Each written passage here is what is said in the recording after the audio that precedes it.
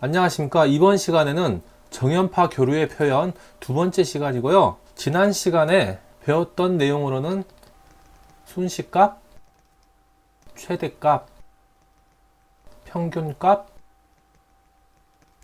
실효값 이런 것들 배웠었죠. 그러면은 이번 시간에는 파고율과 파형률에 대해서 배울 건데요. 파고율은 최대값과 실효값의 비를 이야기하고요. 파형률은 실효값과 평균값의 비를 이야기합니다.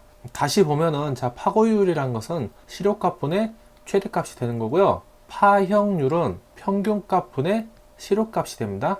그러면은 옆에 그림에서 보시면은 자, 이 최대값을 자, 1로 잡았을 때 실효값은 0.707이 되고 평균값은 0.636이 됩니다. 자, 먼저 파고율을 보시면요. 이 파고율은 이 파형이 얼마만큼 이 뾰족한 걸 보는 게 이 파고율이 되는 거고요. 자, 최대값 나누기 실효값이 돼요.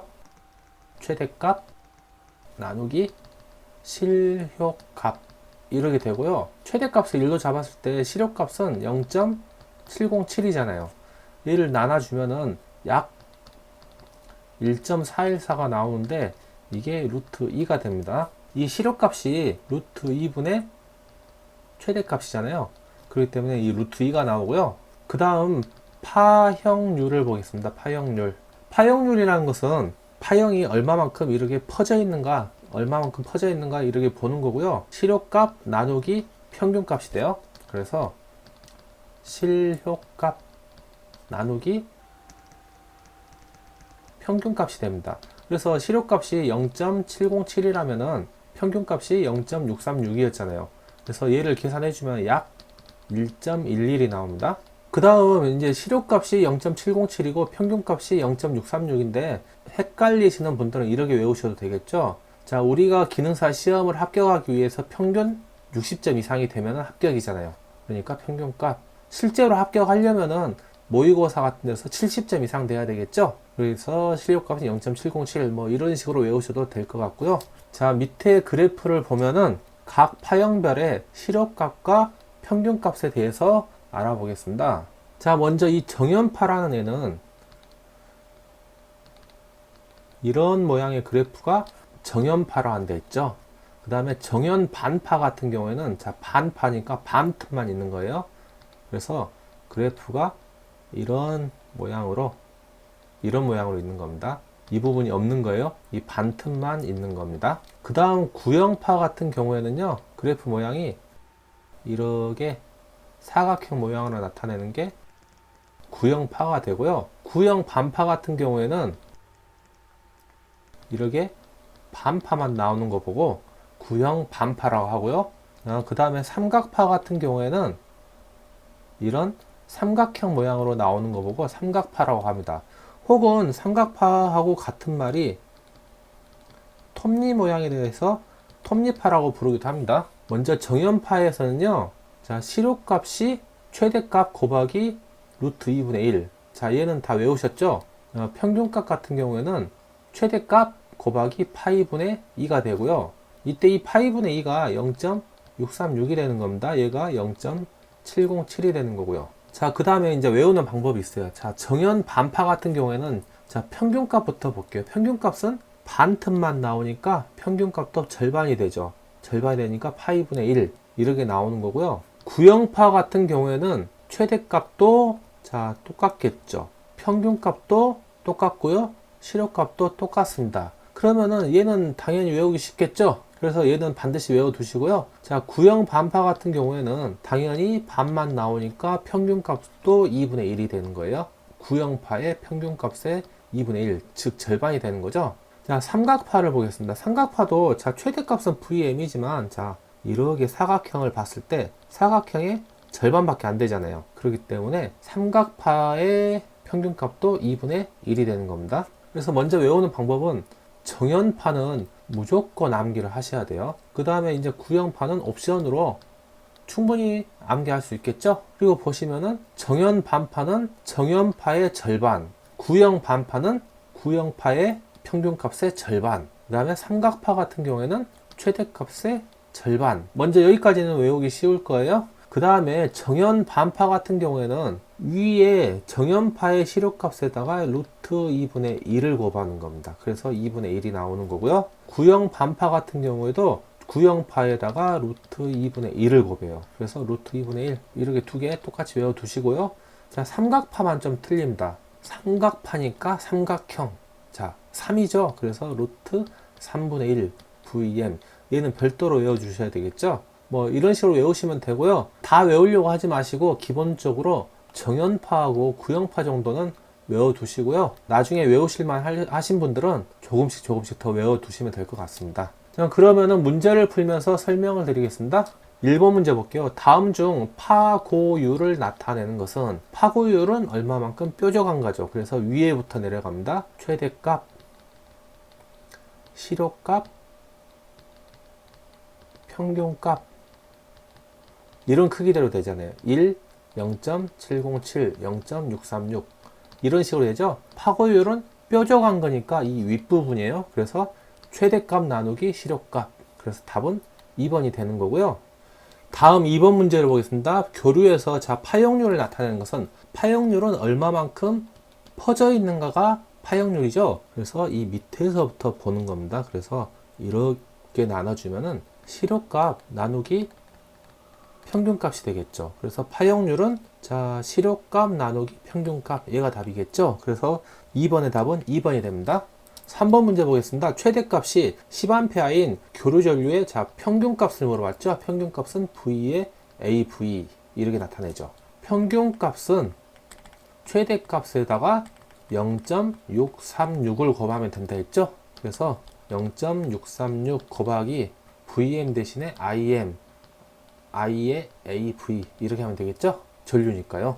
그래서 자 최대값 전류가 10A예요. 그래서 얘를 계산하면 6.36A가 나오겠죠. 그래서 답은 1번 6.37A 이렇게 하시면 되고요. 어떤 사인파 교류 전압의 평균값이 191V면 최대값은 얼마가 되는가? V의 AV는 최대값 VM에다가 0.636을 곱하면 돼요. 하지만은 이번에는 이 평균값이 191V라는 이야기죠. 그러면은 최대값 VM은 0.636 분의 191 이렇게 계산을 하시면요. 자, 분수 표시 눌러주시고 191 자 나누기 0.636 하고 엔터 누르시면은 자 변환키 한번 누르면 300.31 나오죠. 그래서 약 300V가 나오죠. 그래서 답은 3번 300V. 다음 페이지 보겠습니다. 5번 문제. IM sin 오메가 t의 교류의 실효값을 물어봤죠.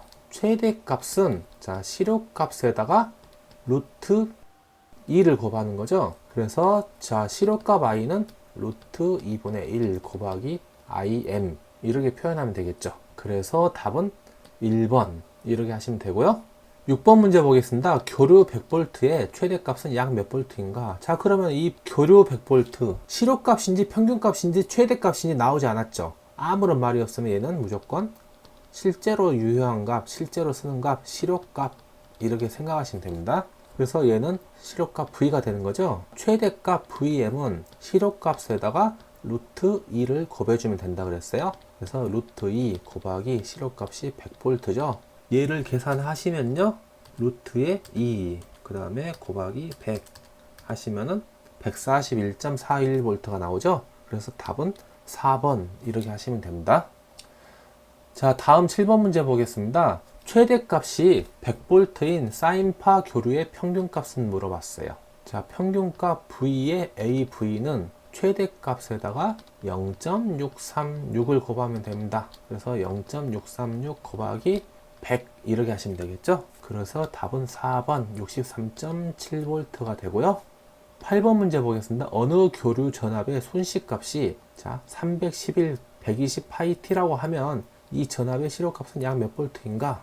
이 부분이 VM 즉 최대값이 되는 거죠. 최대값. 그러면은 실효값 V는 자 최대값 VM에다가 얼마를 곱하면 된다 했죠? 0.707을 곱하면 된다 했죠?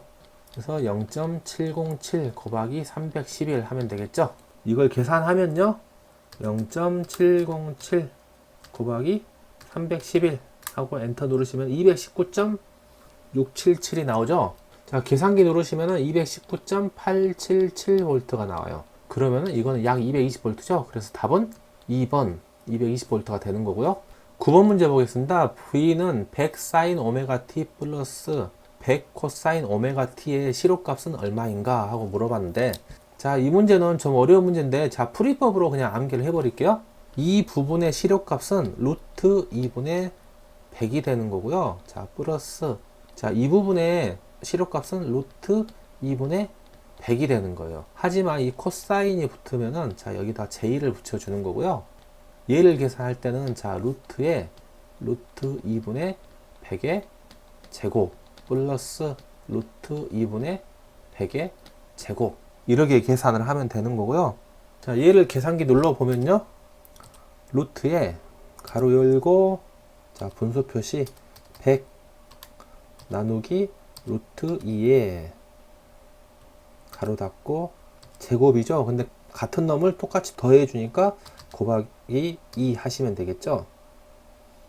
그래서 엔터 누르시면 100이 나와요. 9번 답은 이렇게 100V가 되는 거고요. 9번 문제는 문제를 그냥 외우셔도 상관없을 것 같아요. 100 sin 오메가 t, 100 코사인 오메가 t. 자, 시료값 물어보면은 100V 이러게요. 10번 문제 보겠습니다. 삼각파 전압의 최대값이 V앱일 때 시료값을 물어봤죠. 자, 먼저 삼각파라는 것은 이런 모양의 파형을 이야기하고요. 삼각파와 같은 게, 자, 톱니파라고 한다 했죠. 톱니파. 최대값이 Vm이면은, 자, 시료값은 루트 삼각형이니까 3분의 Vm 이렇게 하시면 되고요. 이때 평균값은 2분의 Vm이 된다고 그랬죠. 그래서 이번에는 시료값을 물어봤으니까 답은 루트 3분의 Vm 4번이 되는 겁니다. 자, 11번 문제. 파고율, 파형률이 모두 1인 파형은, 자, 이런 문제 착한 문제죠. 자, 그저 맞추라고 주는 문제입니다. 구형파 같은 경우에는, 자, 다 이런 모양으로 돼 가지고요. 최대값도 1, 시료값도 1, 평균값도 1, 이렇게 나오는 거죠. 그러면은 파고율이 어떻게 됐죠? 얼마만큼 뾰족한 거죠. 위에서부터니까 최대값 나누기 실효값 이렇게 하면 되죠. 그러면 1분의 1, 1이 되죠. 답은 3번 구형파가 됩니다.